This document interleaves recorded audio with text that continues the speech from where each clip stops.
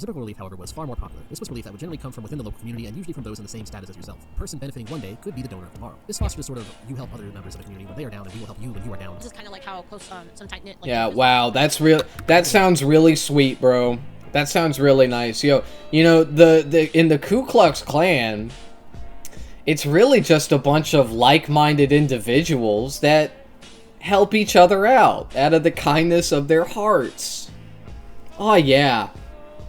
Yeah, that's what that is. See, you scratch my back, I scratch yours, we do a little lynching next week, okay? I'll help you pay your rent this month, right? And down the line, you'll help me pay mine, and then we do a little lynching, okay? No big deal. What up, everybody? It's J-Star. Welcome back to the J-Star broadcast.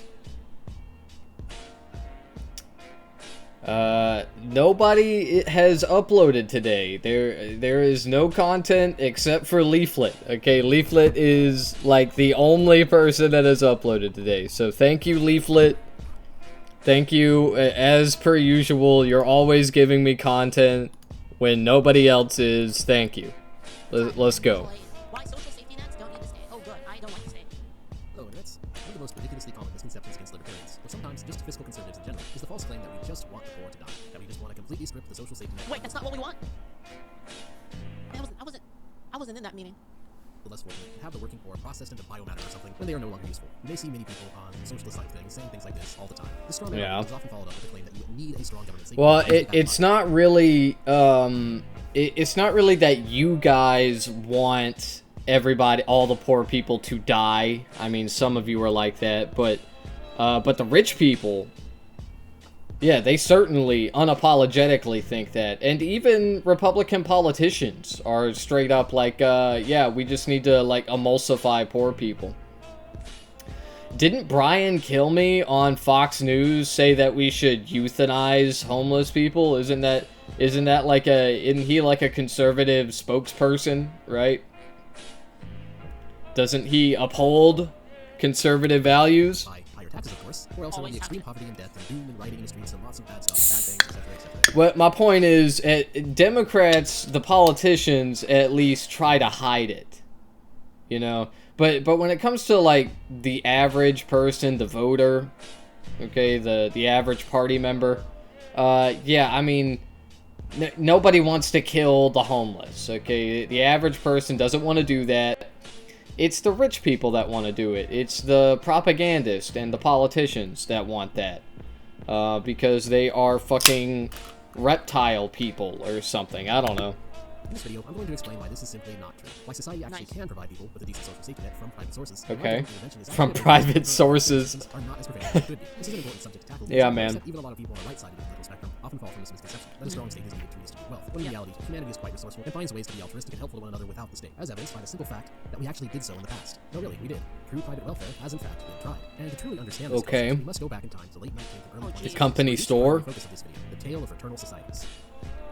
I should first note that a lot of this information is going to I'm actually, maybe I'm naive, but like I don't know what he's gonna talk about here, like straight up. I don't. I mean, I have some ideas, like I just said, the company store is like one thing, but he's probably not gonna talk about that, right? Because I mean, that's not really like, that wasn't really helping anyone in any meaningful capacity. In fact, it was just indebting the people that used it. But I don't know. Like I don't know what he's gonna say here. I guess maybe churches or something. Because like, what community welfare is there without the state? What is there? There's churches. Okay, that's one.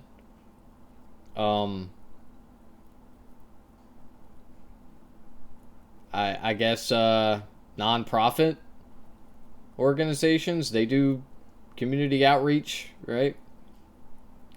corporations just don't do this. I don't know what he's gonna say. In greater detail, feel free to give this book a read, especially since it contains an extremely well-done compilation of sources on a topic that has been largely memory-old and completely ignored by modern historians. So anyway, when it comes to fraternal societies, we actually had a pretty effective private welfare system of the past, one that was extremely popular, with an estimated 1 in 3 men during the 1920s being a part of them. This is important to emphasize because back in the 19th and early 20th century, the United States government significantly less prominent. Yeah, fraternal societies. As many people might say, classically liberal. And because this was during the pre-modern era of industrialization, much of the world was still in poverty, and yet people still managed to get by. Fraternal societies were a big part of this and why people managed to still make ends meet, creating a system of mutual aid and community belonging during relatively difficult times, before the modern era where we have all this technology to give us much more quality of life.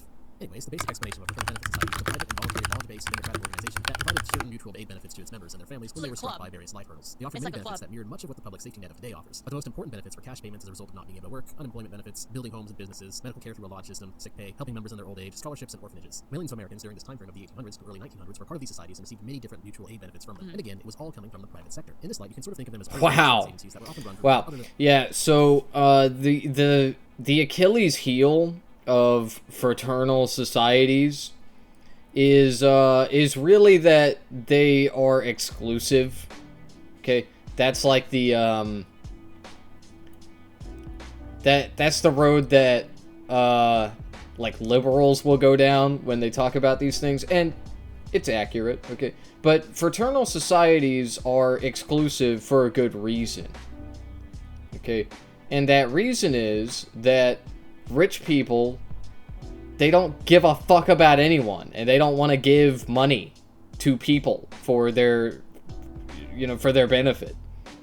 Okay, so the fraternities, they need to be exclusive so that only a select group of people can get the aid that the rich people are willing to give out for the purposes of not basically squashing unions. Okay, basically what I'm saying is you can think about these fraternal societies as the corporate pizza party. Okay, it's like they would sprinkle breadcrumbs at people so that they didn't unionize. Okay, so that they didn't fight back against their oppressors. Okay, but the benefits of being in a fraternal society was a lot more than a fucking pizza party. It was actually like really nice being in a fraternal society. Okay, but again, they were exclusive. They were exclusionary by nature. This is not an argument against government welfare. You're basically saying like, oh yeah, I want to do welfare, but only for some people, only for the people that I deem are deserving of it. It's bullshit. Anyway, let's keep going. Let's hear how awesome it is. For instance, there were some female-only lodges, but they still called themselves fraternal. This happened because a big part of fraternal societies was freedom of association. So there were hundreds of these societies. Very picky with their members, with many of them possessing rituals and behavioral requirements. Is this like No way, rituals. Oh, okay. All right, huh? Why is that? Yeah, and it wasn't just rituals, by the way. It was hazing. Okay, there was a lot of hazing. Like basically, we're talking about fraternities right now. Okay, that it has the same problems that fraternities, that university fraternities have. Okay, like the way when people say fraternity now, they don't think of this concept that he's talking about. They think of college, and this is because they are very similar. Okay, they are like secret societies where new members are hazed in ritualistic fashion in order to maintain secrecy. Okay, it's like a game. If you can survive the hazing, and then you go on to not, by survive, I mean, you don't talk about it. So if you survive it, you go on to keep it a secret. That is a filter. All right, only the right people make it through. Okay, so this is what fraternities are predominantly looking for. Of course, if I'm not mistaken, there's also, of course, a racial aspect to it as well. Okay, in these historic fraternal societies, black people are barred from entry. People outside of the typical American ethnic identity were barred. That would be like Italians, Germans, people like that. Okay. Jews, of course, as well. So, you know, I mean, you could figure that out based on what I said previously. Like, these were exclusive societies. Only some people were able to join and get the benefits from it. And even if you were, like, racially permitted to join, of course, you had to go through these rituals. So, I'm assuming that now Mentis Wave that's the guy that's speaking about this right now. He's going to go on to say, like, oh, you know, that the way that they used to do fraternal societies was bad, and the way that I would do them in my own headcanon is so much better, and we need to bring them back. And it's like, man, you are missing the entire point of these societies. Okay, they were exclusive for a reason. Okay, it was so that they didn't have to give as much money. Okay, and they could keep, and it also served to divide the working class. Okay, you could join the fraternity, and if you could join it, you felt like an elitist. Okay, or you felt elite, you felt superior to everyone else because you were allowed to join. And like that, you know, that's it. That's it. And also, you got yours. Okay, like so you joined the fraternity. You are superior to everyone else. You got yours. Fuck everyone else. Okay, that's the point. That's the point. So you cannot bring this system back. If you say you want to eliminate the discrimination from the system, the fraternal society, then congratulations, you just made state welfare. That's what you did. That's what you did. That's what state welfare is, okay? It is like the fraternal society without all of the fucking discrimination, dumbass. Anyway, let's keep going. Well, this was actually largely seen as a good thing. No, it's not like the Masons. Actually, yeah, it kind of is like the Masons, but not really. Not really. The Freemasons are a are they a fraternal society? I don't know. I don't think so. They are like this historic group of Masons that kind of evolved into. So yeah, it would be a fraternal society. Yeah. Huh. Actually, let me look this up to make sure. I don't really know much about the Freemasons.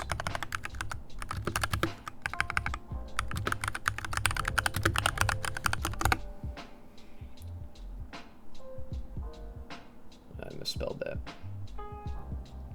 Okay, yeah, they are a fraternal society, but the reason I was confused is because they are, in fact, the oldest fraternal society. And, like, that, you know, when I think of fraternal societies, I think of, like, the early 20th century, right? The mid 19th century is around the time a lot of these started cropping up. But the Freemasons go way back before that. Look here, I'm trying to find it. How old is it?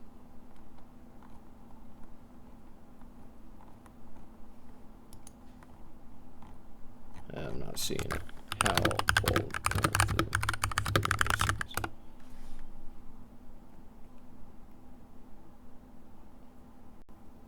Freemasons? So it stretches back to the late 1300s, early 1400s, but the modern form of the Freemasons dates back to 1717. God damn. That's old as fuck.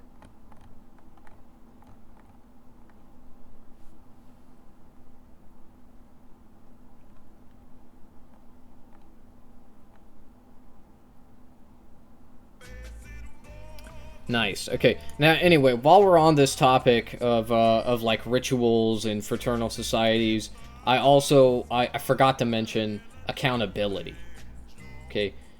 Because of the insular nature of these secret societies, you know, the process I was describing earlier with the secret keeping and whatnot, these organizations are never held accountable. So they do fucked up shit, and then nobody holds them accountable. Okay, whereas with the government, if the government does fucked up shit, especially on the domestic front in our country, there is usually historically some accountability. Okay, now recently that has not really been the case so much. Okay, and of course America always gets away with fucking over foreign entities.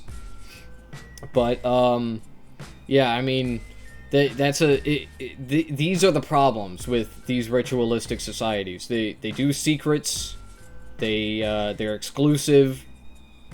And there is no accountability.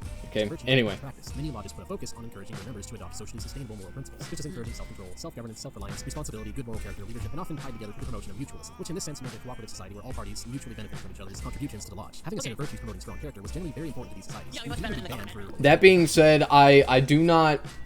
I didn't really finish my thought about the Freemasons, okay, because I was so caught up in what I didn't know about them. While I don't like fraternal societies, and similarly, I don't really like the Freemasons as an organization, it's important to remember that the fucking crazy conspiracy theories about Freemasons is definitely, mostly, probably bullshit. Okay, all of it. Like, Freemasons are not controlling the world on, like, they're not puppeteering all the world leaders on strings. Okay, it's not Freemasons, it's not Jewish people. It is always, the answer is rich people. It is always rich people. That's it. This was also seen as a good thing and an incentive to join, as it meant belonging to a society filled with upstanding citizens rather than just random street hoodlums or violent gangs. Needless to say, fraternal societies obviously provided a strong sense of community, providing another incentive to join even if you didn't really need the help. And lodge meetings were generally seen as an enjoyable experience that often included entertainment and fellowship. Because of this, a lot of them had religious or ethnic requirements. While that may seem like discrimination at first glance, there were so many different fraternal societies to choose from that people could generally always find a society that welcomed them regardless, that gave a sense of community belonging. Now, when it comes to relief, there was also two different types of relief that these societies offered. And for people that might feel a little bit like ill, kinky from that, it's basically freedom of association. Like, you should be able to be friends with whoever you want for whatever reason. Right, like for instance, like I should be able to join these and be like, yeah, only if you're a weeb. Only if you're a weeb and like you pass like this bar of weebery, like only if you're a weeb and you can, and your my anime list is like this much, and like you can prove that you watched all of these shows, right? And then like, okay, now you can join, right? Like something like that. Hierarchical relief and reciprocal relief. Hierarchical relief was largely bureaucratic in nature, handled by large institutions, where the relief members usually would come from donations of people from a significantly different background or economic class, you could say. Reciprocal relief, however, was far more popular. This was relief that would generally come from within the local community and usually from those in the same status as yourself. A person benefiting one day could be the donor of tomorrow. This fosters sort of, you help other members of the community when they are down, and we will help you when you are down. This is kind of like how close some tight-knit... Like, yeah, wow, that's real. That sounds really sweet, bro.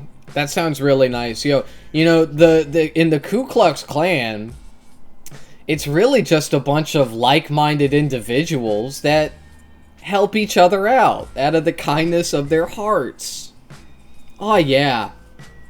Yeah, that's what that is. See, you scratch my back, I scratch yours, we do a little lynching next week, okay? I'll help you pay your rent this month, right? And down the line, you'll help me pay mine, and then we do a little lynching, okay? No big deal. All for one for all system of community and camaraderie, all achieved again under private ownership in the midst of a free market economy with minimal government overhead, as opposed to some. Yes. Starting an ass fraternity.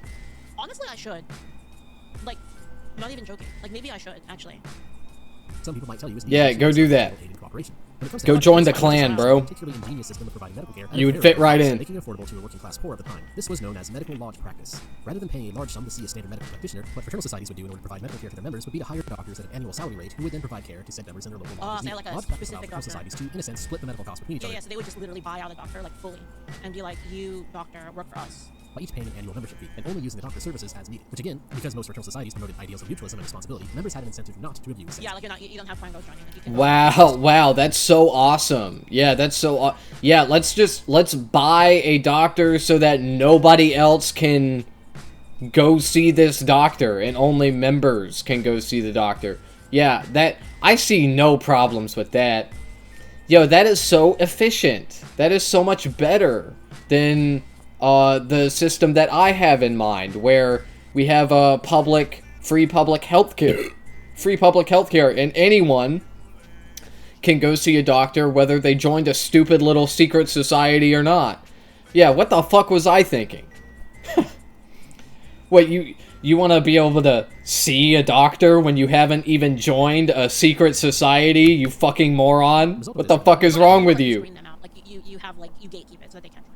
average worth of medical care could be paid for by a day or two's worth of the average man's earnings for the time. Today, this would be the equivalent of a medical insurance plan That's that only fucking costs you insane. less than $15 a month, That's something just about crazy anyone shit. can afford. Now, at this point, you may be thinking of societies like the Freemasons or the IOSH, International Order of That's what I Saints was and Birds, with thinking, all their secrecy and strange rituals and silly hats, of course, funny robes, and associated conspiracy theories. They may or may not control the world as a shadow government, or perhaps they just want you to think that they secretly control the world because it makes them look cooler. This would only be That's partially true. correct. The That's fraternal true. societies of the past weren't also secretive. There were actually three main types of these lodges dominating the market. That's totally true. If you join like the leaflet, like the leaflet anime society, you get the Sharingan. But then like you can only show your Sharingan to like other members, and that's what we tell everybody.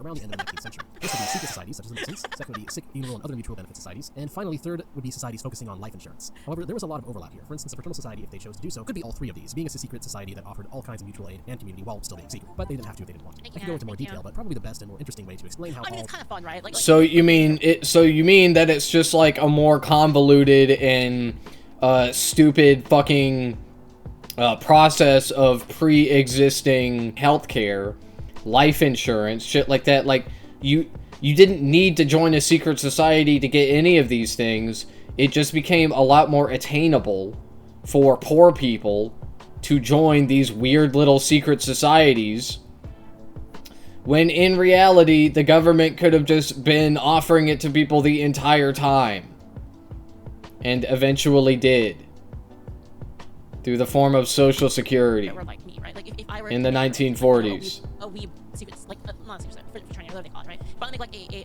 weeb one, right? It would be really funny. It would be really funny to just like not tell anybody what we do, even though all we're doing is watching anime, right? Like the meetings are just watching like it's like a big anime club, right? But then you just don't tell anyone what they do, so they start thinking like, oh man, they're doing some weird, they're crazy, man. They got like some they're like controlling the world, right? This actually operated is to provide some solid examples. So in the next section of the video, let's look at a few of these societies of the past and see just what they did and how they operated. I'll first start with the Loyal Order of Moose. This is a fraternal society that actually still exists today, despite no longer being as important as they once were during the early 1900s, with membership dropping since the 1970s. Originally founded as a men's club, it was repurposed into the Society of General Mutual Aid by James J. Davis, the Order's general director, who envisioned the Order as a society providing a simple social safety net with a variety of health and communal benefits to the members. For the working class at a low-cost annual membership fee of about $10. Most notably was Moose Art. Yeah, I mean, it's because you can. It's like I said, like you can hire a doctor. You can like kind of bargain like as a group, right? Because it's a lot more attractive to like a company to be like, hey, I've got like 100 members, by the way. Like it could be yours, but could you cut us a little bit, like make it a little bit cheaper than like the individual, right? And then like they probably would because it'd be worth it. So like get like such a large amount of people as part of their business. Gives you big bargaining For instance, power. if a child's father was a member... And Basically, these secret societies are just like more insulated insurance schemes. Okay, maybe scheme isn't really the right word. Like insurance pyramid.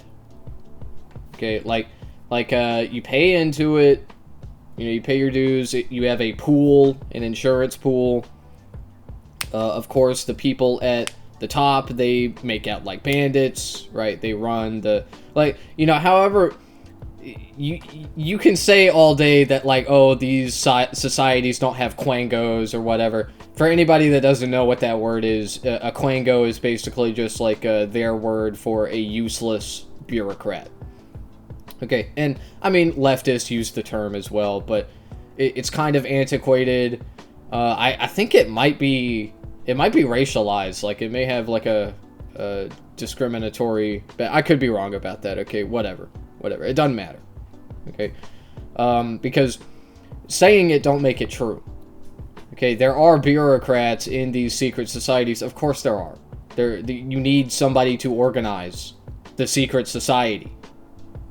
There be bureaucrats in the secret society, and they are, you can think of them as like the corporate officers of the secret society. Okay, they're like the top level guys, and they get the money. Okay, I'm not saying that they're like the richest members of the society. Okay, but they pocket the money that people pay. They pay into to get into the society, and then, of course, they organize the benefits, and if you make a claim, then they pay out, and yada yada. Okay, that's how it The works. order would then take the child in and raise them, and children raised by Moose Art actually did quite well for themselves, Damn. earning significantly higher weekly wages than average. Next, I'll mention That actually brings me to another thing, by the way, which is that there is a serious lack of regulation over these societies in the past. And so the process of like making a claim and getting one, getting approved or whatever, it was not at all like filing a claim with your insurance. Okay, it was less robotic than that. It was more like It was more like begging, okay? It was like, please. Please, like, but like to a person, okay? Which some people may find more appealing than the like contemporary insurance process. But the problem with that is that of course opens the door for more discrimination, further discrimination. Okay, so like if you're kind of an outcast, that like you joined the society, but like you're kind of one of the weirder fringe members, then they might not pay out to you, okay? And there's no like regulatory mechanism to like compel the society to pay out. Okay, so maybe you join and you just get fucked over anyway. It depends. Now, that being said, I'm sure it depends on the society that we're talking about, the secret society that we're talking about. I can't speak for all of them, but that, my understanding is that is yet another issue with this concept. Founded in 1892 as a female subset of the Knights of the Maccabees Fraternal Society, the LOTM was an example of a life insurance-based society that also offered business training skills on the side to young women. They eventually split from the Knights and changed their name to Women's Benefit Association and offered different benefits. This was an example of exclusivity and freedom of association. So is this like the simp? In practice, as the society banned men from membership. Thank Not you, too Travis surprising considering the name Women's Benefit Association. Although they tried to avoid politics, being a ladies' club, they also did focus a little bit on women's rights and partook in early versions of feminism that focused on equality of standing as opposed to, before feminism was taken over by the equity fallacy and equality of outcome. All in all, this society did okay for themselves. Another niche exclusive society was the United Order of True Reformers. This was actually an all-black fraternal society during the late 1800s post-slavery. The equity fallacy. William Washington Brown. Aside from just being a mutual aid society for helping African Americans get on their feet, it's worthy of note for also focusing on business. Brown used this mutual aid network as a way to help black-owned businesses flourish in a time. Oh yeah, damn! What happened to them? Yeah, what happened to them, I wonder? Post-slavery. Being a former slave himself, he likely understood the unique challenges faced during his That's funny. Wait a minute. Why is that funny? Never mind. time. This fraternal society helped run a bank, hotel, various retail stores, and even a newspaper called The Reformer. In terms of ethics, Brown wanted to instill the art of frugalism into the African American community. Oh, okay, that sounds good. Spending cheaply and managing money responsibly under the slogan, save the cents, and the dollars will take care of themselves. Nice. Unfortunately, after Brown's death, the society kind of lost sight of his financial strategy and fell under due defaulting on loans. Oh no. One last example, the SBA, or the Security Benefit Association. The SBA is a good example of a fraternal society that had a goal of being everything except a secret society, and that they wanted to provide a wide variety of benefits to their members, or as they called it, protection now furnished from cradle to the grave. Founded in 1892, they focused a lot on the construction of useful ventures to provide care. This included an orphanage for children. See, like, what's so good about this, though, is that you can pick the one that you want to join, right? Like, based on whatever your values are, and you can willingly join and, like, leave and run a different life. It's not like the government, where it's like, you have the government. It's like, well, what's my option? The government. Building homes. And it's like, regardless of, like, whether or not, like, you want to join the government, you still pay dues to the government. Hospital for families for everyone else. Yeah. Home for the elderly. Hence the slogan, Wow. to the grave. The SBA did, however, run into some issue. There was a Kansas law that prohibited fraternal societies from owning these things, so the SBA had to create a separate association to officially own their hospitals and homes. This wasn't really a big deal for them at the time, but it did foretell the problems that these societies would start to run into around the early to mid-1900s. And that brings us to our next section, which starts with this. You know, Leaflet, I would like my society, I would like my government a lot more if they actually gave me welfare. You know, I would be, like, kind of cool with giving them money for that. Like, why wouldn't you? So you'll join a little secret society that, and like, it's extra confusing to me because they'd be like, I don't like the government. I don't like the government. I don't want to pay the government to give me welfare. And then it's like, well, why don't you like the government? Because it might become authoritarian in the future, but it definitely isn't right now. And it's like, but like, our government keeps waging unpopular wars with people that are innocent and killing them for no reason. And they're like, you hate America! You just hate America! And it's like, dude, it's insane to me because, like, I want welfare, but I recognize that my country is doing evil shit, and I want the government to stop. I want them to stop doing that, okay? I don't like it. I don't like that they're doing that. Bad government. Bad. But Leaflet is like, I hate the government, and that's why I don't want to give them money to give me welfare, but actually I love everything that they're doing with the killing the people in the desert and the fucking, and like, the state violence against peaceful protesters. I love all that shit. Me, Leaflet. I'm not a hypocrite. I love Hitler. The government stuck their dick in it. Their STD-ridden dick. Of style. Well, to start, the watch system providing medical care came under attack because it was seen as providing medical care for too little of a cost. This created some butthurt amongst these. Let's like listen to that one more time. Lodge style. Well, to start, the lodge system providing medical care came under attack because it was seen as providing medical care for too little of a cost. This created some butthurt amongst the standard non-lodge practice hospitals because they were having trouble competing with the low prices and saw the lodge system as a form of class insubordination and unfair. Wow, so you're telling me that capitalists were fighting with each other? Wow, that's so crazy. Oh, man. Yo, the rich people in my secret society were making healthcare too cheap, and the rich people in the healthcare industry didn't like that. See, this is proof. They didn't like the fact that patients were controlling doctors through the lodge system rather than the other way around and started tossing baseless accusations. Yeah, man. Accepted lodge contracts. Then just provide a better service. Have you thought about that? In other words, it was a medical cost crisis, but not the crisis we have today where medical insurance and costs are too expensive. This was the opposite. This was a crisis among the elite because the costs were too cheap due to competition being too great. So what did they do? Well, their response can be seen reflected in Pennsylvania Medical Journal in 1904, demanding that the club doctor must be shut out of the profession. And many medical professionals began to accuse the lodge doctors of being quacks, claiming that their services must be inadequate, low quality, and care somehow. Oh my god, they literally got quangoed. They literally got quangoed. Just made shit up about them. They got spellcasted. They've been spellcasting since back in the day. Before they must be banned. So starting around the 1920s, lodge practice faced Okay, the problem that's with not regulations. really State what societies started that lobbying the word state to means, impose but sanctions against any alright. doctor who would accept lodge contracts. They also recommended that physicians who dared to offend them be barred from membership of official medical practitioners. So it was not the people who were paying for membership to fraternal societies offering a lodge practice who freely decided that they no longer wanted lodge doctors. It was government regulation attacking the practice. The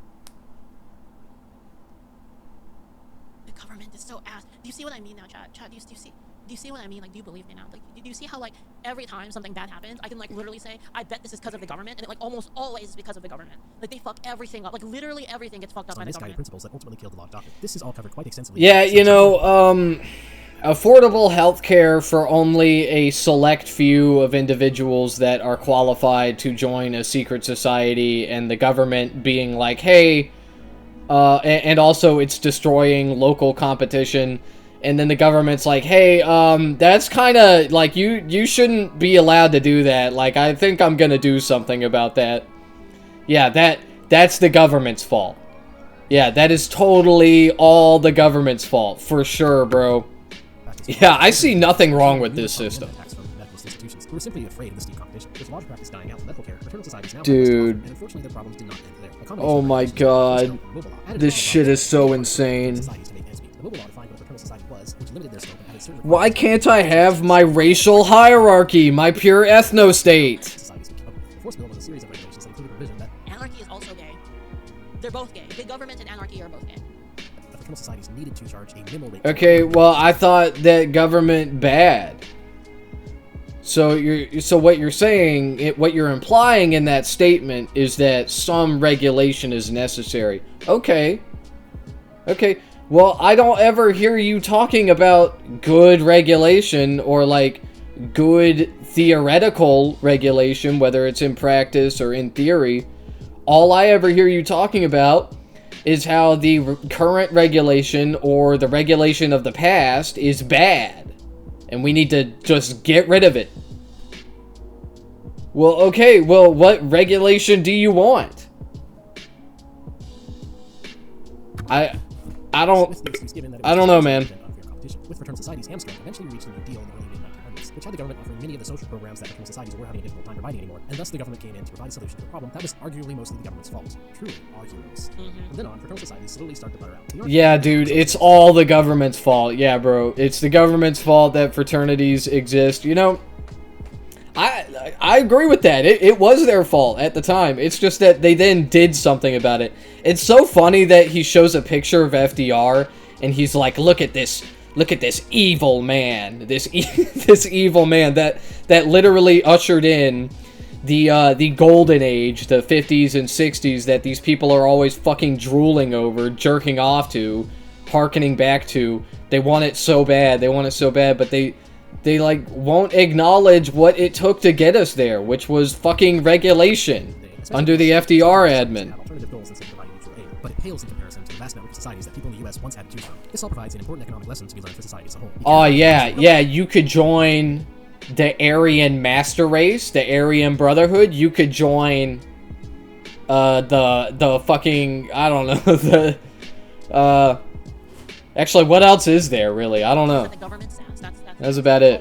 Like every mental slave video. When it comes to asking the government to come in and regulate a sector of the economy, many of the regulations that were levied against fraternal benefit societies may, on an individual basis, seem reasonable. And by the way, this is why I'm like afraid of anyone that controls the government. It doesn't matter who. And this is why when people are like, yo, we should fully control the government, and we should do more laws and regulations, the ones we want. I'm like, you are also my enemy. I see. You were also my enemy the whole time.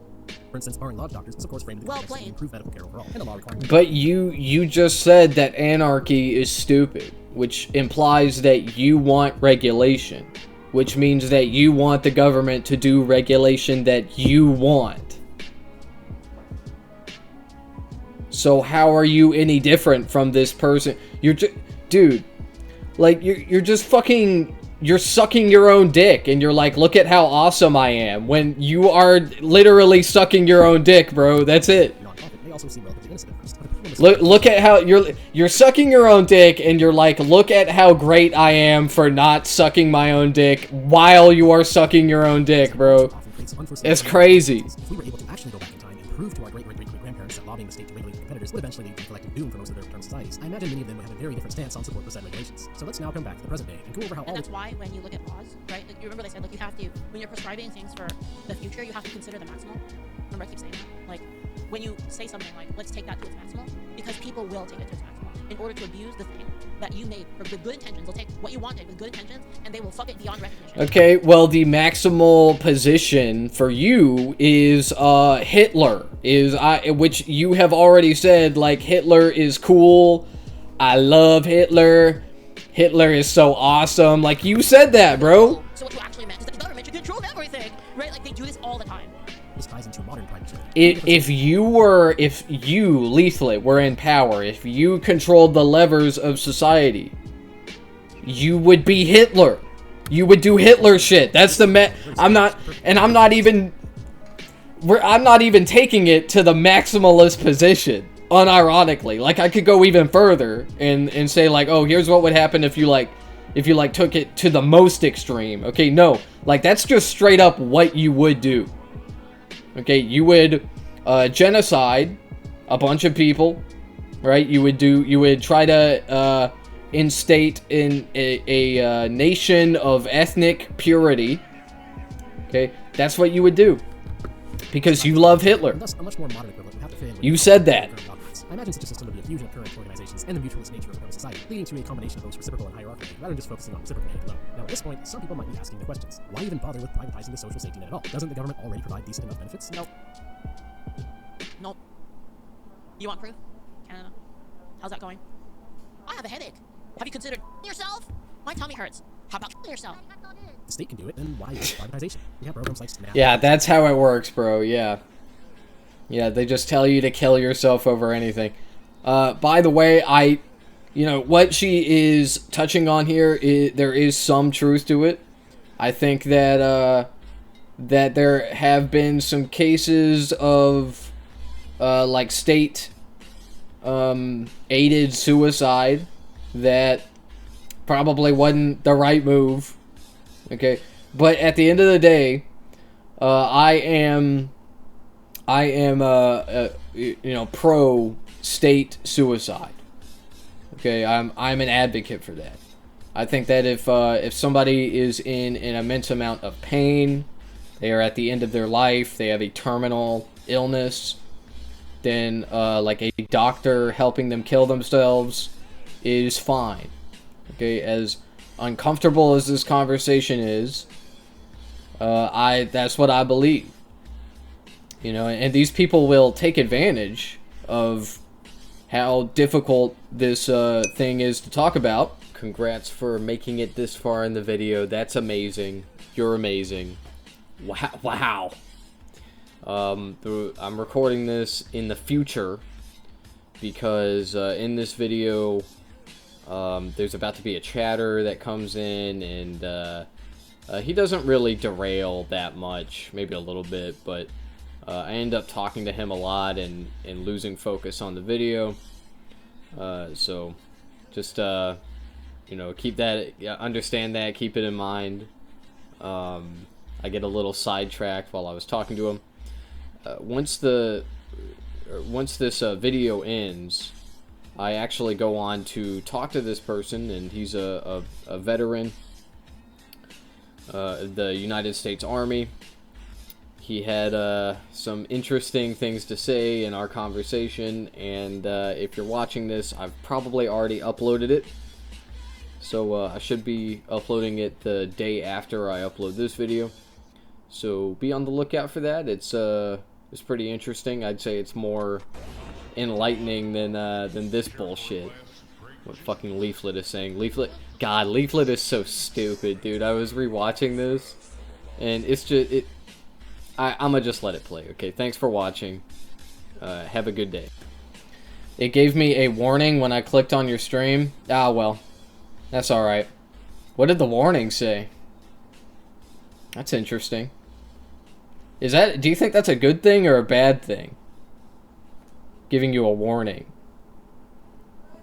I mean, I'm an extremist, okay? I'm a leftist terrorist. I'm a woke-tard. I'm a woke-tarded, evil terrorist. Okay, so it actually makes sense. I am an advocate for global jihad. Alright, anyway, moving on. It said 18 plus with the blurry background. I thought it was NSFW. Oh, yeah, I did that, yeah. Okay, so the reason is I talk about politics all the time. And I have there are two J-Star modes, okay? There's two. I'm either talking about politics, or I'm playing a video game that is 9 times out of 10 not for children. So that's why I mark it 18 plus. I don't think that my streams are a place for children really ever. I mean, I can't even. What was the last? I guess Mega Bonk. I play that sometimes. That's kind of a kid-friendly game, I think. But, like, everything else I play... Like, I was playing Grand Theft Auto 5 the other day, and I forgot that there's a whole penis shot in Grand Theft Auto 5. Like, I was like, damn. Like, I'm glad I have, like, sexual content turned on, because I fucking forgot about it. Okay, it's in the main storyline. It's crazy. Anyway, moving on. Thank you, again. Thank you for the bits. Thank you. Etc. And these programs do provide some relief to families. This video is like dribble, bro. It's slop, okay? And of course, taxation. You caught me at a bad time. Not free, but are instead a system that we are all forced into paying for every time you get your paycheck. So it's not even like, well, I really like this society. Like, what? How much does it cost? And they're like, oh, it costs like. When I followed you, it said, "Are you sure you want to follow? This streamer discusses extreme topics involving hate speech, sexual content, and violence." Wow. Wow, I got marked for that? What? Dude, I don't even have 100 followers yet. How did they already found me out? That's crazy. That is accurate though. Okay, I do that a lot. I react to a few different types of conservatives, Republicans in America. There's the Groypers. Okay, they are a growing faction, I guess. And there are a few different creators that are gaining momentum. They're gaining some steam. And I react to a few of those. I react to Leaflet here. She's a VTuber. There's like a coalition of right-wing VTubers. Okay, you got Leaflet, you got Kirsha, you got, what's her name? Smugalana. I guess the Twitch ninjas are on their games. Yeah, I mean, Big Brother is watching. Big Brother is watching, you know what I'm saying? But yeah, Leaflet is the right-wing VTuber I react to primarily. But recently, a few videos of hers a few videos of mine that I made about her, they blew up. And like a lot of people were watching it. And a bunch of people were trying to get me to debate her, but she just wasn't acknowledging my content, even though a bunch of people in her community were definitely bringing it to her attention. So I was like, fuck that. Like, I'm not gonna go and crawl on my hands and knees to debate this person. But then my videos about her stopped performing as well. So I've cut back on my Leaflet content. And all that is to say, I've shifted into Rev Says Desu content. I don't know if you've heard of him, but he's like a he's like a pedophile, loli VTuber. It's pretty crazy. It's pretty crazy. It's real shit, though. I'm conservative, but I'm not far right. I'm not a liberal because from what I've seen, a lot of them protest just to protest, don't know what their identities are, and quite frankly, they don't make sense. Yeah, man, I don't really like liberals either. I am a extreme leftist, okay? I'm like a evil, violent, woke-tard. The government wants to, like, put me in jail and like, Clockwork Orange style. Make me trad and based. Okay, that's what they want to do. But anyway, in all seriousness, I am a pretty far-left person. I think that liberalism is an outdated ideology. I think that it sucks. Liberals are just kind of misguided. You know, their heart's in the right place. Like, you know, you say that they don't make sense. They don't know what their identities are.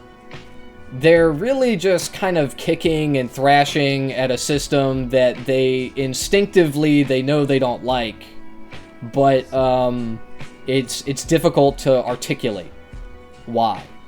Okay, because of all the propaganda that is beamed into our heads. It's beamed into our retinas from an early age. And I see conservatives as very similar to liberals in that way. Did your dealer lace your cart with DMT?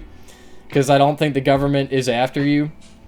Yeah, I mean, I think that the government is too incompetent to actually, like, go after every communist in the country. But they have certainly engaged in violent suppression of speech. Remember, they arrested the fucking pro-Palestine guys, and ICE went and arrested them because they were immigrants and they didn't like what they were saying. Okay, that's a violation of freedom of speech. So I don't think it's crazy to say that, to make like a slippery slope argument about it. My best friend is a neo-Nazi, so nothing surprises me. Yeah, I mean, it's all too common. You know, I see that. I've been friends with extremists on the right before, not so much these days, but you know, I saw it as like a growing movement. I think it's important to de-radicalize these people, but I finally came to the conclusion that I am not equipped to do that. Okay, I can't de-radicalize Nazis. I can talk to like center right people, like you said you're like a conservative, moderate type. Like I'm kind of good at talking to guys like you, but those people, like, yeah, I try. I've tried before. Okay, I stopped giving two fucks when they elected Biden and Byron in 2020. So this is probably a major point of contention between you and I, because you are a conservative, a moderate conservative. I actually liked Byron. Okay, I like Joe Biden. I think the last few presidencies, everybody has just been straight up evil, like Mecha Hitler. Okay, Obama included. Obama and Clinton. Okay, I'm not fans of theirs. But I really like the Biden admin. And I think that's because he had dementia, and he wasn't really the one in charge. So there was somebody else behind him calling all the shots. But whoever it was, I liked them. Okay, because I liked what the Biden admin did. He kept falling down and he was senile. Well, like, look at Trump. Look at Trump. Okay, I know. Whataboutism. But, like, Trump is also senile and insane, but it seems that the people around him are not really, like, wrangling him. You know, they're just kind of letting him do his own thing. Yo, you have a Discord? Oh, yeah. Yeah, I got a Discord, yeah.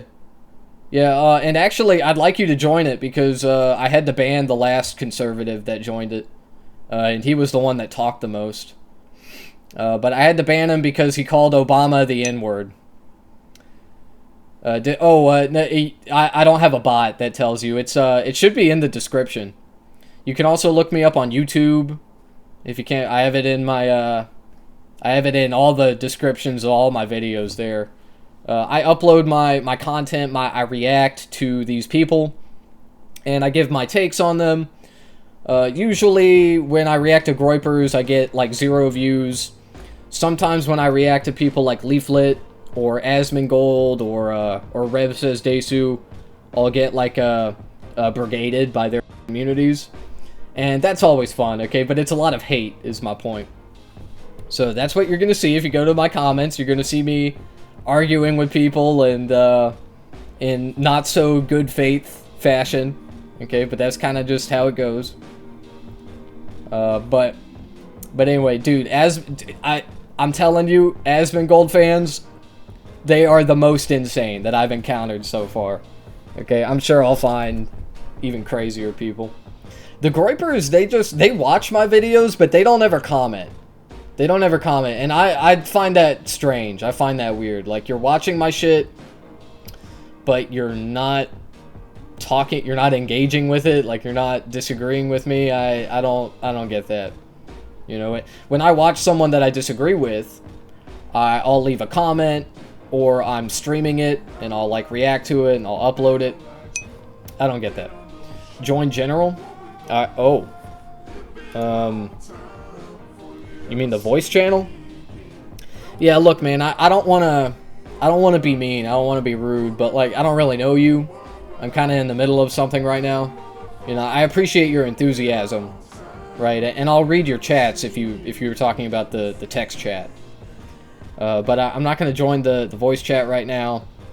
I'll definitely consider it. You know, I'll talk to you. I'll talk to anyone. You know, I don't care.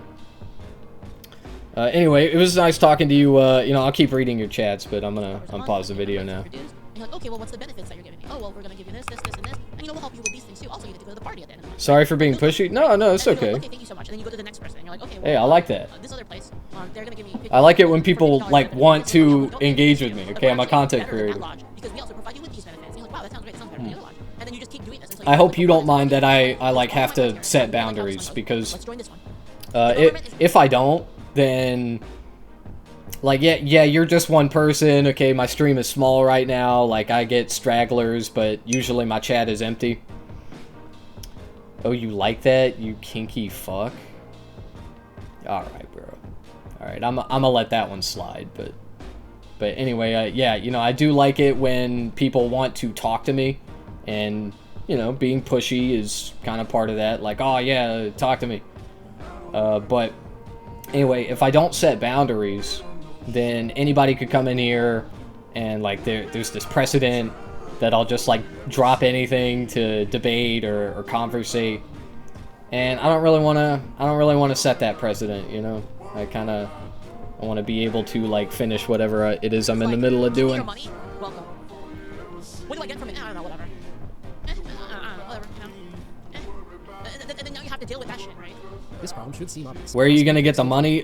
From the rich people. Leaflet. From you see Leaflet, there are all of these rich people in our country, and they have a lot of money. Okay, now stay with me. Now they don't just have a lot of money, but over several decades, the amount of money that they have relative to the amount of money that we normal people have has been growing, and this is called wealth disparity. You know what I hate? When Europeans try to argue American politics with Americans? Oh yeah.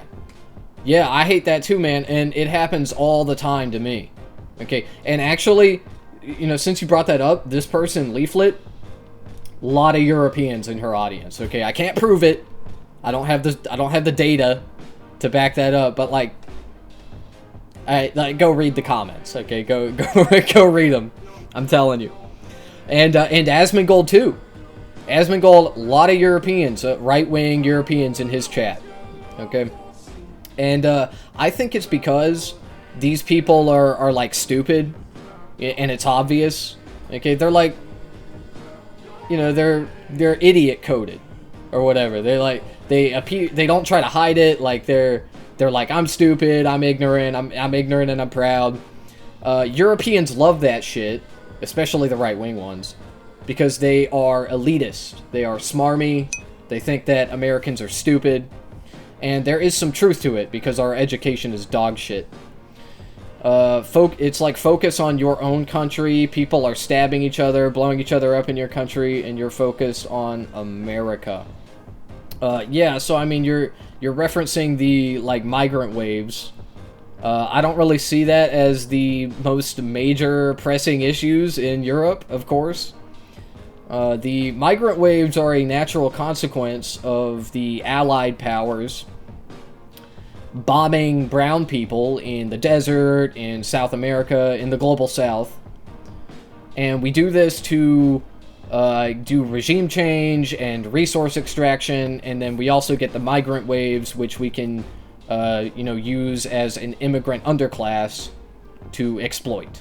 Okay, we exploit the immigrant underclass for their labor. This is the economics of war. I'm talking about Europeans being obsessed with American politics. Yeah, I know.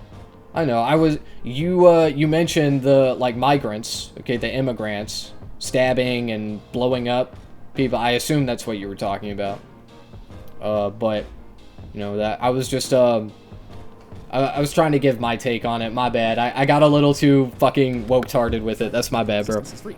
It's not free. You have to pay for it. And you pay for it, whether Yeah, you you have no willpower over it. They're literally taking it from you by force. They force you to pay them, and which means that it doesn't matter. They can give you whatever they want because you have no choice but to pay. You have no choice but to give them money every month. This is coming from the same people that say that, like, just because it's consensual doesn't mean it's good, okay? And they're like, oh yeah, it's terrible when the government takes your money by force to give you free healthcare. Yeah, that's so terrible, bro. Yeah, I agree. Like, but what if, like, I want to join, like, that society because that's... What if I don't want free healthcare? What if I want to die? Well, then you're stupid. Then you go pay them, and then you get their thing, get none of our benefits. It's, like, beyond ridiculous that the government does this. Not. Second, government programs are not efficient compared to private charity. The concept of free does not exist. It doesn't. It really doesn't. It's only free for fucking assholes. You have to understand that welfare, like, the welfare system, is only free for fucking assholes. And I mean that actually, because, like, if you're just poor, and, like, you know, you're having trouble getting along, it hurts your conscience. I never mentioned the immigrants stabbing each other. I said a lot of these countries that are that like America, or that are like America is so bad. Meanwhile, they have literal mafia, and their government does nothing because they are being paid off. Okay, yeah, that's my bad. That's my bad. When I saw the blowing each other up, my mind immediately went to, you know, like, suicide bombings. Brown people. And like, you have to understand that that's a consequence of the media that I consume.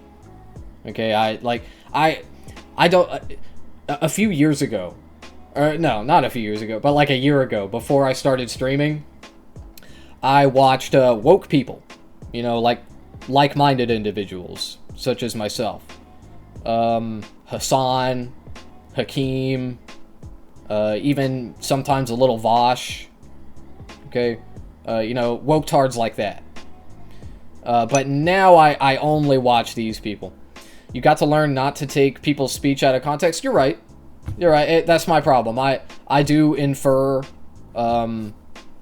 you know, like, based on things that people say, and I shouldn't do that, okay? I should instead ask questions.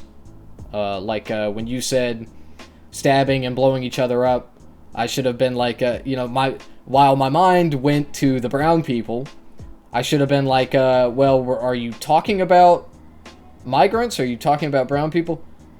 You are correct. That would have been much more appropriate, even though that isn't, of course, what you were talking about. You know, hey, that's my bad. You're a good person. I'm only human, bro. You can't pay for things, and the government gives you benefits. You know where that money's coming from. It's coming from... But I appreciate you being patient with me and clarifying, even though I assumed incorrectly. Pay back to society. And you pay just like everyone else, right?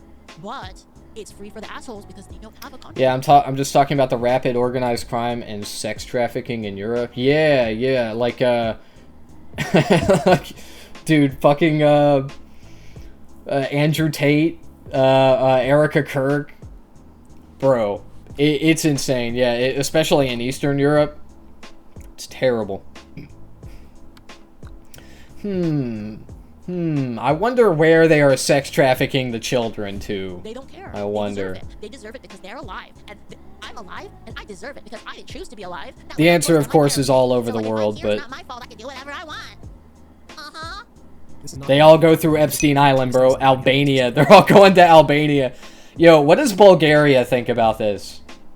Somebody get Bulgaria on the line. Because that's what I meant. It's only free for assholes. Because people that actually need it, it hurts their conscience to take shit from people. It's so funny to me because what she's saying here is actually completely false. And the reality is that secret societies only award these benefits to people that they deem deserving. Okay? And most people don't have access to it. Okay? Like most people are barred from joining these societies. Therefore, they don't get the benefits. And like I was saying earlier, even the people that join the societies don't necessarily get to access the benefits when they need it. Because there is no regulatory mechanism. I'm not sure. I was stationed in Germany for 2 years, but I've never been over there. Okay. In Deutschland? Speakst du Deutsch? Ich habe Deutsch vor 3 Jahren gelernt. Meine deutsche Lehrerin hat aus Österreich gekommen. Ja, ja, oh ja. Ja. Mein Deutsch ist nicht so gut jetzt. Hopla. I haven't been practicing. Ich spreche Deutsch. Ah, okay. So. Mein Deutsch ist so. Aber meine Deutscherin hat aus Österreich gekommen und sie hat Arnold Schwarzenegger gekannt. Sie hat aus Graz gekommen. Und Arnold Schwarzenegger auch von, you know what I'm saying, okay? You get she knew Arnie, okay? They were the same age. I tried to get her to like introduce us. I wanted to meet him. But he was like governing California at the time or some shit. I can't remember. They want to do their best. Es ist okay, lerne weiter. So public income redistribution and private charity, they found that most of the That's good resources advice. of public programs goes to actually maintaining the bureaucracy of that public program at a 70-30 split, while the Ich opposite habe nur Stücke und Stücke bekommen. Du hast es irgendwie abgeschlachtet. Abgeschlacht? Wait, hold on. Am I remembering that word wrong?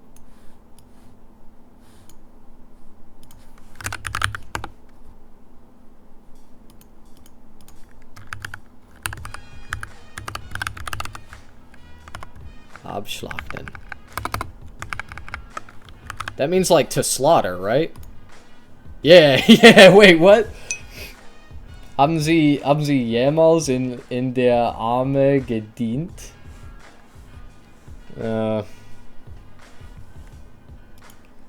Oh, brother.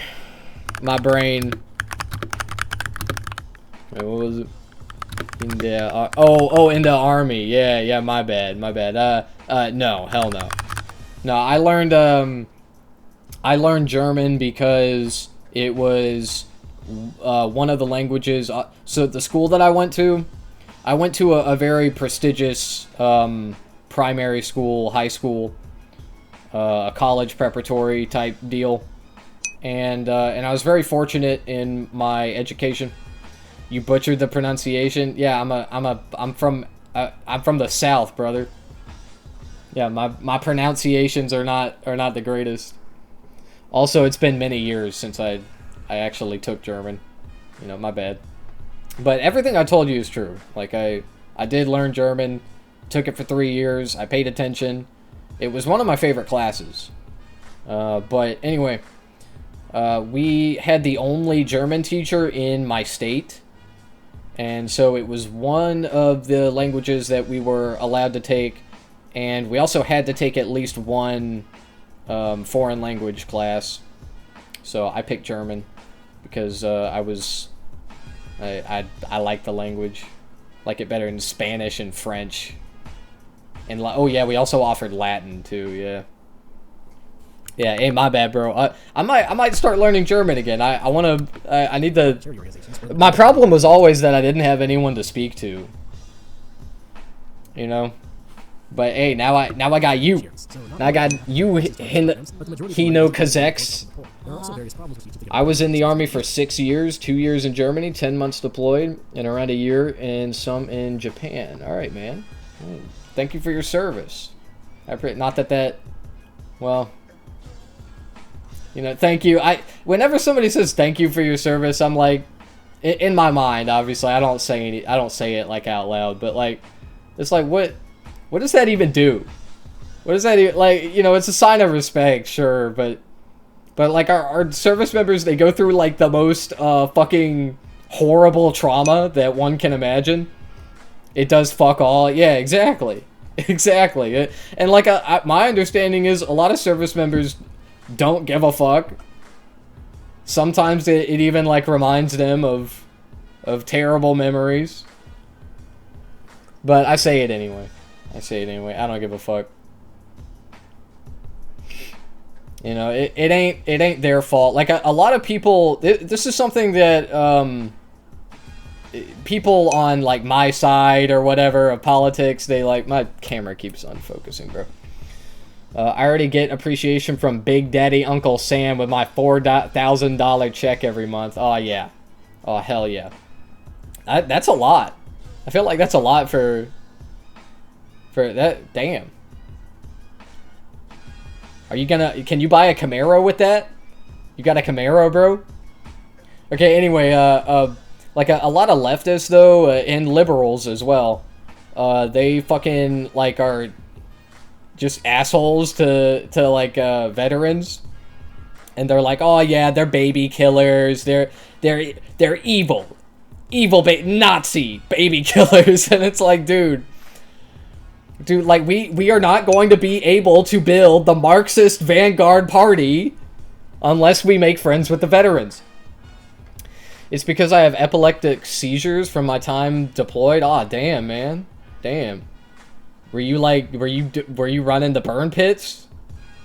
The fuck were you getting up to? I'm sorry to hear that. Shit. Yeah, I mean, the government, it treats our service members like fucking cattle. It disgusts me when I hear stories, and, like, you should, like, 4,000 for that? Are you fucking kidding me? That's nothing. It's barely anything. Gas is about to be, like, 15 a gallon. I'm sorry, man. That sucks. Easily searchable video. But to make a long story short, Medicaid does not solve the problem of high medical costs. It just socializes those costs. TANF and SNAP are easily abused and not as efficient as they could be. And which makes it less efficient, which means the quality that you get is shit per dollar. That's what inefficiency is. Inefficiency is people pissing away your money. That's what it is. You're better off taking your money and shoving it up your ass. Who has ever had to contact the employment office knows that the customer service they provide pales in comparison. Little classified, but I was in a redacted place that was very stressful, where sometimes we didn't sleep for 48 hours because if they caught us, the consequences would be countrywide. Oh, interesting. Interesting.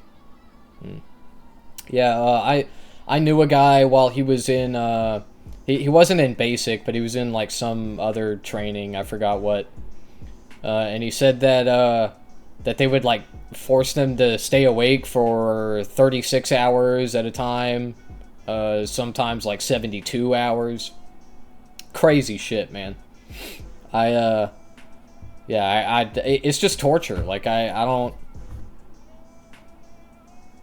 know, like, because from my perspective, is the benefit of staying awake that long really, like, outweighing the, like, let's just send another guy?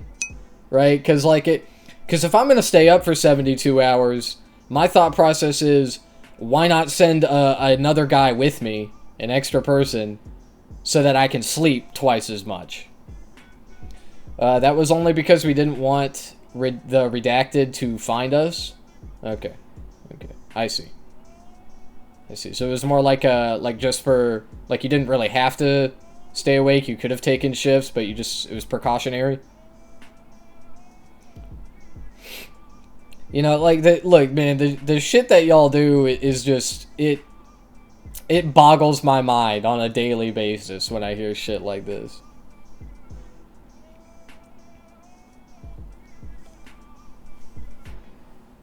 Anyway, let's hear more about how the government is, the welfare is bad. The government is bad because of welfare.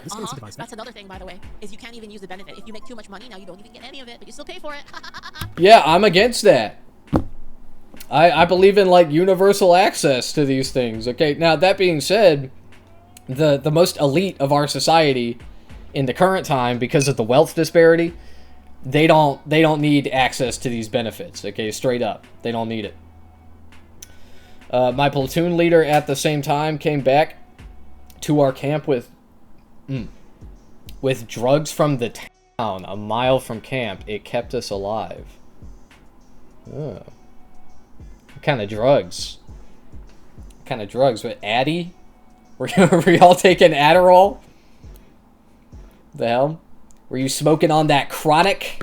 That loud pack? Families who are close to said threshold. That Iraqi pack? Bro, that Iraqi mid pack? Position in which your boss offers Oh you a raise man. and you're like, I can't take this raise.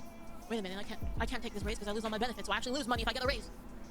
Like, dude, the government. Yeah, that's a terrible thing. That's a terrible thing, Leaflet. I 100% agree with you here. Okay? It's just that I don't think that the solution is to say, let's fucking get rid of welfare. Fuck welfare. It was meth, heroin, can't spell it, and would help us, and weed to help us sleep. Okay, yeah, so I was, damn, I was close. Yeah, I mean, I forgot about the heroin. Yeah, I'm aware of the, of like the substance abuse that goes on within the military, of course. Amphetamines are huge. I was kind of joking about the weed part. I kind of wasn't expecting that, but it makes sense. You know, I believe you. But I feel like the most commonly abused substances are, of course, opiates. You know, like heroin, morphine, and meth and Adderall, amphetamines. You know, of course. You gotta stay awake. It's so crazy that this is how it is. It's insane, man. This qualifies you for a state benefit that would provide you with value that is equivalent to if you were making $15 an hour. But you would no longer qualify if you made any more money. So your company offers you an opportunity for promotion to shift leader for $13 an hour. This would theoretically place you in a position where accepting this promotion actually results in a loss for you. It sounds crazy, but unfortunately this is an actual thing that happens. It is a scourge known as the welfare trap, a documented and well-proven economic issue where there is a financial pitfall Plenty of data and studies on to earn the same on welfare and your gross income. Fucking Mihono bourbon, causing all of these problems. For the fraternal benefit societies of the past, the exact opposite of this was true. Becoming better off would only award people with greater standing, respect, and a mutual aid community. No such trap existed in any meaningful capacity. Fraternal societies. Wait, what? In any meaningful capacity? The exact opposite of this was true. Becoming better off would only award people with greater standing, respect, and a mutual aid community. No such trap existed in any meaningful capacity. Fraternal societies had a strong incentive to lift their members out of poverty, as the more members doing well meant greater opportunities for the community as a whole. But with the state, did anyone else see Mihono bourbon? Like in the graph, I saw this graph, and the first thing I thought of was Mihono bourbon. So he's saying that the mega wealthy in these fraternal societies were able to take advantage of the benefits that they didn't really need anyway. They didn't need help because they were already rich. And that's a good thing. I mean, okay. Alright, I guess. Yeah, equity for all, I guess. The army wasn't providing us stay-awake pills because they said they stopped issuing them in the 70s. What were they? Huh. Interesting. So my platoon leader said, fuck it. Bought a ton of drugs for insanely cheap compared to in the US. Oh, yeah, of course, man. Of course, our drug prices are out the wazoo. That's great. Like, it's so crazy to me that even in the poorest nations on the planet, in the global south, sometimes especially in those countries, if like the government subsidizes it, drugs are so cheap and easy to find. You know, again, it depends on the country. Okay, not every country in the global south has ready access to drugs like that, but yeah, man, it's so fucked up here. People be paying, like, shelling out hundreds, thousands of dollars per month for their drugs that they need to live. He paid $200 for 2 ounces of meth, 2 ounces of heroin, and a quarter pound of weed. Damn! Damn, if I had... Dude, if I could get that, bro, I'd be getting blasted every weekend, dude. No such That would be fucking awesome. societies have a strong incentive to lift their members out of poverty. Oh, never mind. Never mind. I take it all back. I hate America. I hate America. I'm an America hater now. Incentive at all to fix the welfare trap. The state's incentive lies not with mutual success, but with them, of course, staying. Dude, I'm a communist. I'm a full-fledged communist now. Because what happens now, right, is now you're on welfare. I'm a Maoist. Show everybody, you like your welfare, right? You know, the one that like you're reliant on? Like, yeah, you better fucking vote for me or I'm taking it away. Because if you don't vote for me, the other side's gonna take it away. And so it creates like a corrupt, like evil incentive. Like it's actually so crazy that this is Well, Leaflet, it wouldn't be that way if that wasn't the reality. Like, yeah, I agree that that's fucked up. But that's exactly what Republicans do when they get into power. They dismantle our public institutions. What the fuck are you talking about? Oh my god. Oh. In conclusion, people who it's want modern slavery. Yeah. Dude, why do Democrats fearmonger about things that Republicans do in the real world, in reality? Yeah, I don't know. I don't know, man. It's a mystery. In fact, you think that you're a badass by being enslaved. You think that you're smart and that you're just playing the system or whatever, but you're a fucking slave. And it keeps all of these people enslaved and they don't even know it. System for the working poor, such as the social democrats, are not wrong. But you know what? Yeah, whereas being a part of a secret underground society where all of the members are ritualistically hazed in order to maintain secrecy, and everybody has to pay their dues or they get kicked out and lose access to the benefits, that is not enslavement. But giving some money to the government in the form of taxation in exchange for welfare, that is enslavement. Gotcha. Gotcha. So fraternities, not enslavement, government doing it, but in a much less problematic fashion, that is enslavement. Gotcha. That we could do more to help the poor. You don't want those happy babies. They fucking shit themselves everywhere. Are you kidding me? Better economic mobility. They are just wrong that it needs to come from a strong state. As it turns out, humans for the most part do not want to let each other die in the streets, and we are perfectly capable of finding ways to help each other without being threatened to do so. Yeah, see, I don't know if I agree with you about that. Like, it appears to me like the people, it all depends on class. Okay, like the rich people, they don't give a fuck about us. In fact, if anything, they want us to die. Okay, like I say they don't give a fuck about us. They do. They want to kill us. They want to kill us. They want to enslave us. Right? The reason that they don't just genocide us is because they need to use our bodies for labor. Okay, but eventually we will all be replaced by machines anyway. So, you know, there's that. That's kind of a looming threat over the working class. But anyway... they want to enslave us, they treat us like cattle, they kidnap our children, sell them into sex slavery, they butcher their bodies and eat them.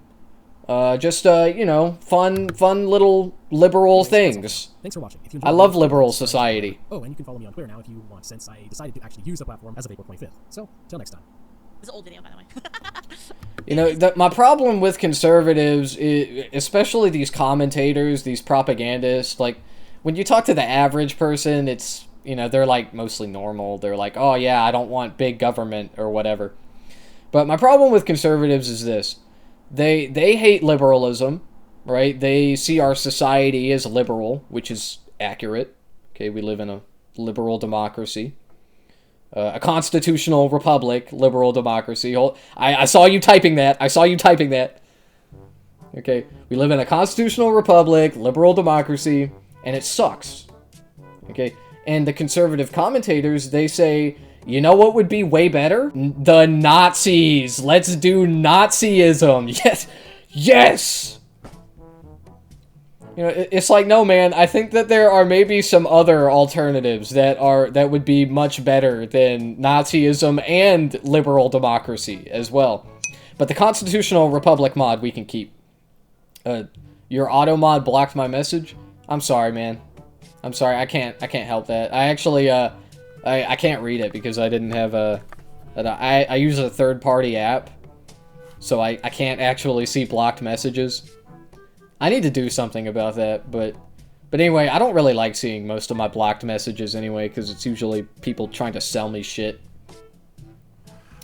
Anyway, you know, it probably blocked you because you used a word that is, you know, not woke or what. It's like, it's canceled.